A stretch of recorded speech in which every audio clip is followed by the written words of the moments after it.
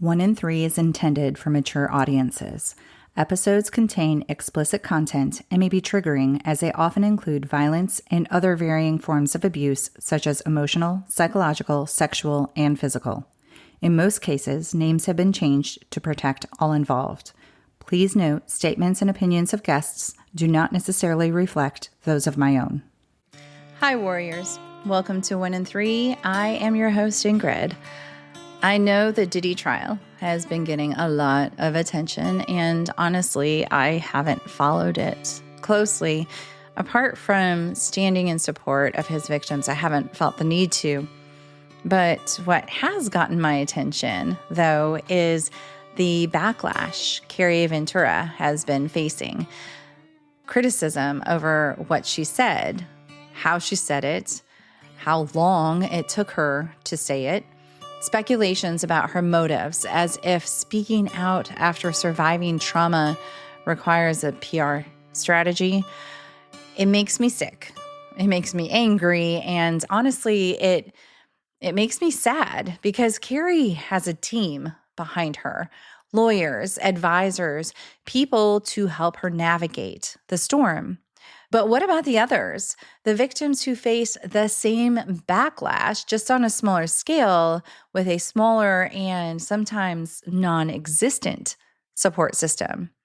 They're judged too, picked apart, disbelieved, shamed. And that brings me to Bill Maher.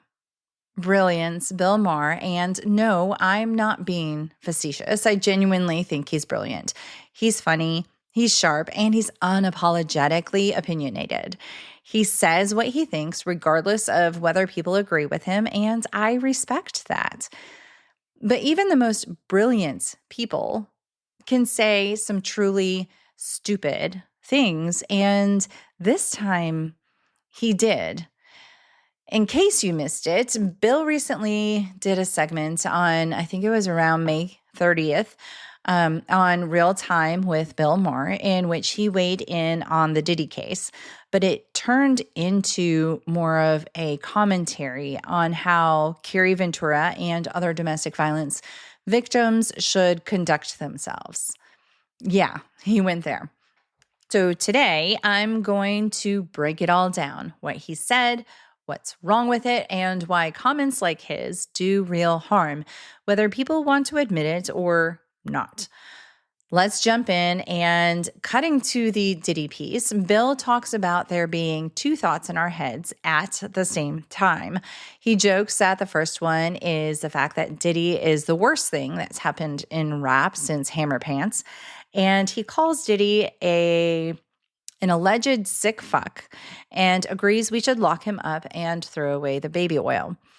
The second thought, I am going to actually directly quote him. So here we go. Things have changed enough so that moving forward, the rule should be if you're being abused, you gotta leave right away. Now, I completely understand why in the past, why women often did not do that. I understand as counterintuitive as it seems why an abused woman would send complimentary texts or emails to her abuser after the abuse. In an era where women felt, for good reason, that OG predators like Bill Cosby and Harvey Weinstein would never be held accountable, why not at least get something out of it? These men were surrounded by all sorts of enablers, skeptical cops, assistants who lured women into unsafe spaces, cowards who knew what was going on but didn't dare expose a person who signed their paycheck. In that scenario, it was not illogical for an abused woman to say, well, if I can't get justice for my pain, can I at least get a receipt, a coupon? But a lot has changed. Cosby and R. Kelly went to prison. Harvey Weinstein is going to die in prison. Larry Nassar is serving 175 years. Jeffrey Epstein was murdered in his jail cell by Hillary Clinton. End quote. Yikes. I have to interject already right here. Bill, you can't just say that. You have absolutely no idea what kind of danger victims are in when they leave. And actually, you probably really don't have any idea. So let me help you out here. Did you know that during the first 2 weeks after leaving, a survivor's risk of being killed by their abuser increases by 70%?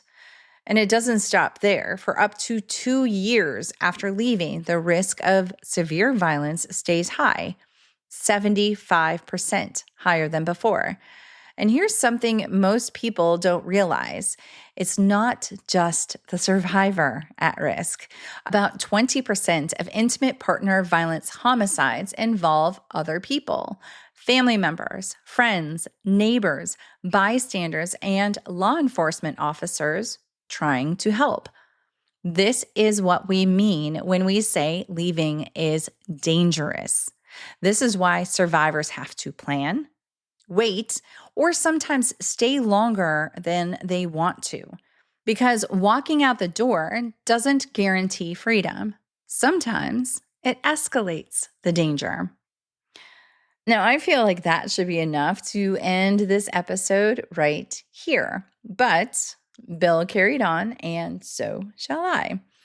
Back to Bill, quote, "Post-Me Too reporting of sexual crimes is way up, as is the percent of women who say they're more likely to speak out if victimized. And many states have changed laws making it easier for victims to come forward." Now, if you have not seen the video, this is where a caption pops up and mentions 15 states have passed new laws to protect women after Me Too.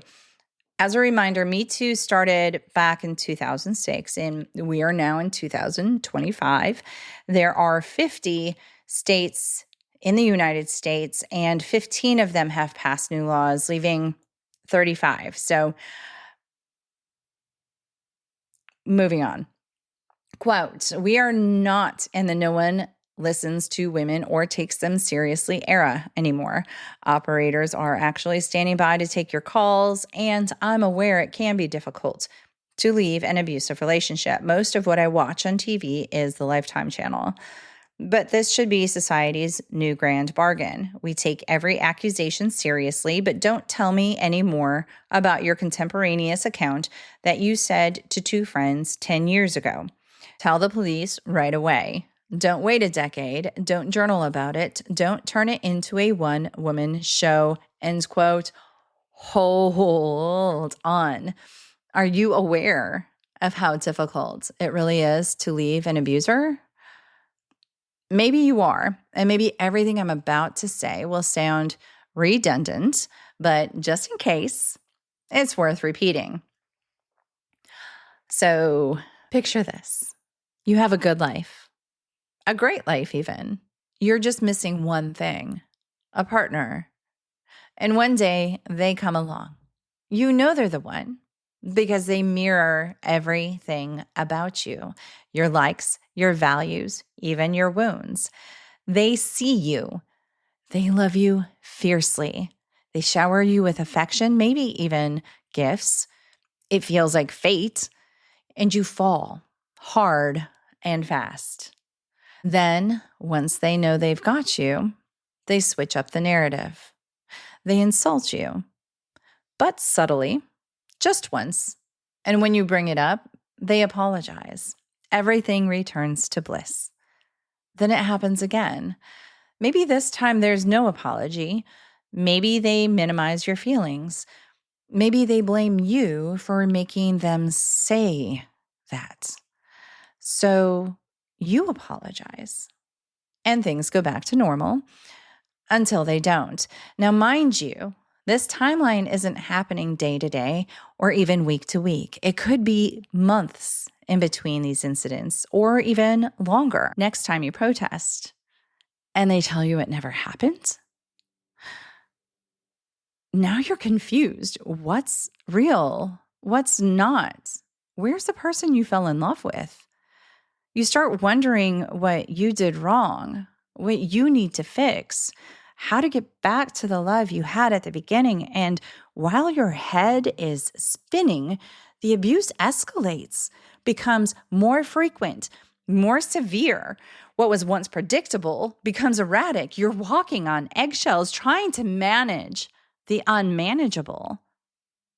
And this is where you get trapped, not because you're weak, not because you don't want to leave, but because by the time you finally realize that this is abuse, your confidence has been erased, your self-esteem obliterated, your sense of self-worth gone. You don't recognize yourself anymore. You second guess your every thought, every memory, every instinct, because the person who claimed to love you dismantled you. And this next quote is gold. And I know I just went off on a tangent, so let me remind you, Bill was telling victims what not to do. Here, he continues with a quote, and most importantly, don't keep fucking him, end quote. This was met with loud applause. Let me fill you in on something here. Sometimes fucking him is the only thing that's keeping you and others safe. Perhaps I need to let you know that there may be other people in the home, children even. Continuing on, quote, your only contemporaneous notes about what he did should be the police report. It's not victim shaming to expect women to have the agency to leave toxic relationships.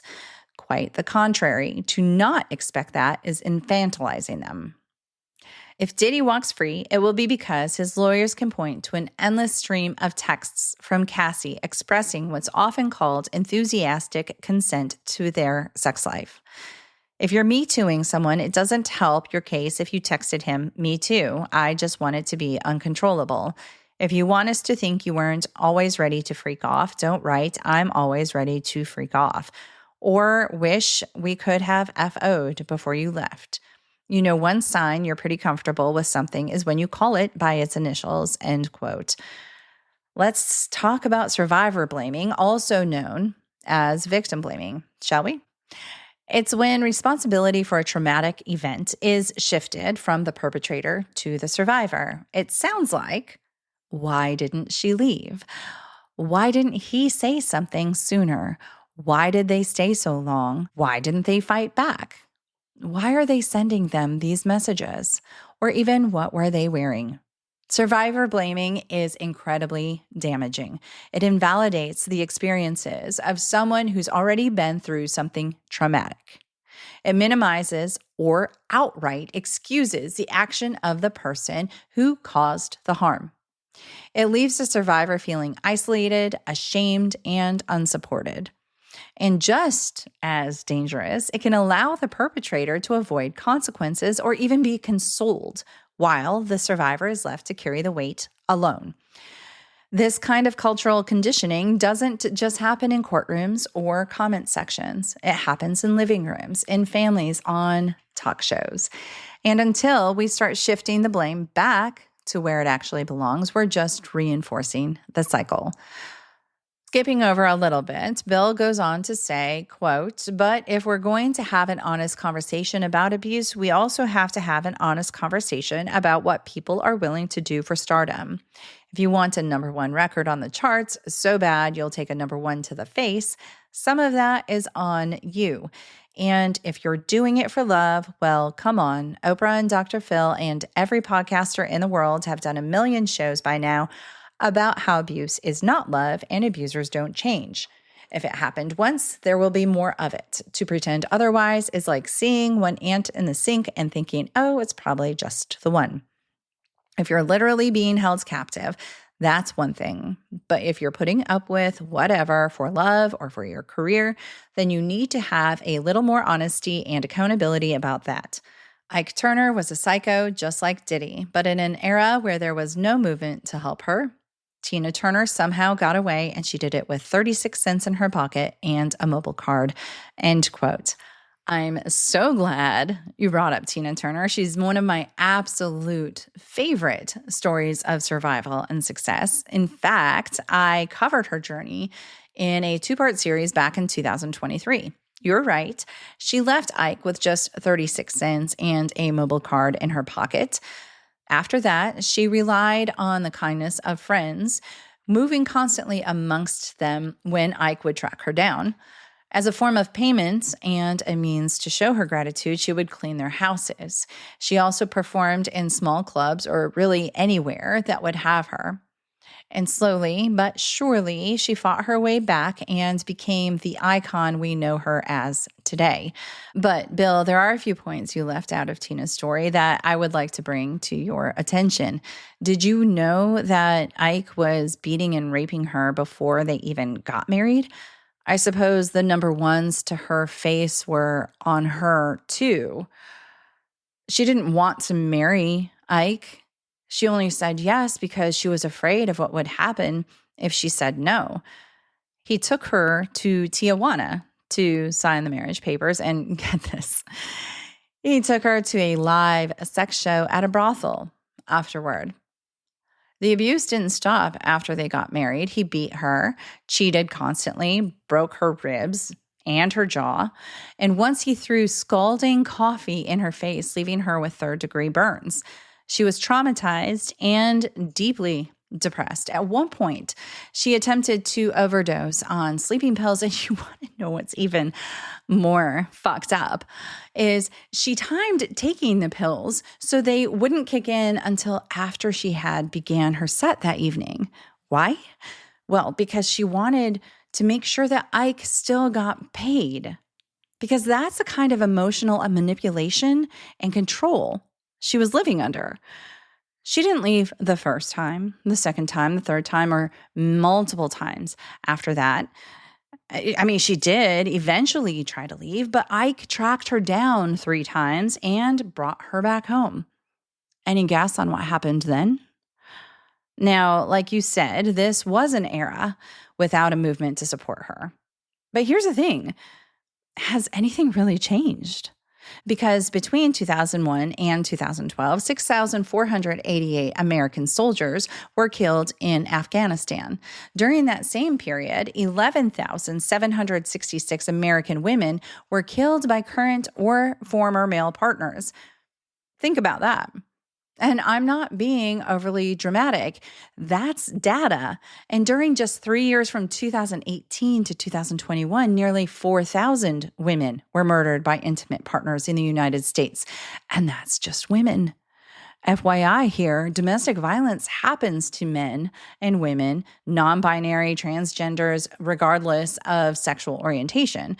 So, yes, there are a multitude of reasons victims don't leave. And while some people may dismiss them as mundane, the reality is fear is real. The threat is real, and too often it ends in death. Here's more numbers to ponder.